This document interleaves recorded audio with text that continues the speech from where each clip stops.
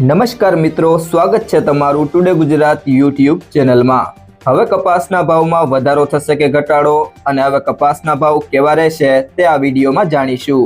તો આ બધી માહિતી તમને આ વિડીયોમાં વિગતવાર મળશે, પરંતુ તે પહેલાં જો તમે દરરોજ કપાસના તાજા બજાર ભાવ અને તેની તમામ અપડેટ મેળવવા માંગતા હોય તો ટુડે ગુજરાત યુટ્યુબ ચેનલને સબસ્ક્રાઇબ કરી લેજો। જો તમને વિડીયો ગમે તો વિડીયોને લાઈક કરો અને તમારા બધા સંબંધીઓ અને મિત્રો સાથે શેર કરો। રૂની બજારમાં ઘટાડાનો દોર યથાવત છે અને ખાડીએ વધુ ₹100નો ઘટાડો જોવા મળ્યો હતો।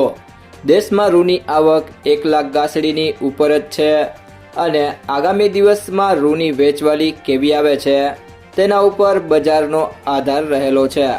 ગુજરાતમાં શંકર રૂના ભાવ 29 લેન્થ અને 3.8 માઇકની શરતેના ભાવ ₹100 ઘટ્યા હતા।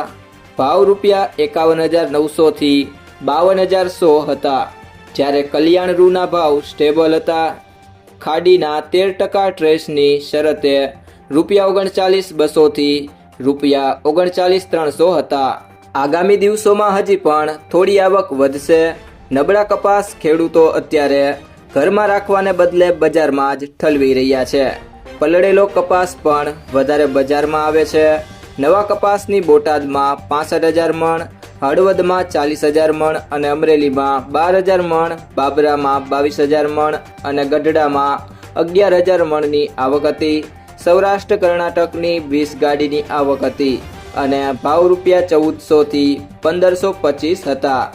જો મિત્રો તમને આ વિડીયો પસંદ આવ્યો હોય તો વિડીયોને લાઈક કરો, તમારા મિત્રો સાથે શેર કરો અને જો તમે ચેનલમાં નવા હોય તો ટુડે ગુજરાત યુટ્યુબ ચેનલને સબસ્ક્રાઇબ કરો।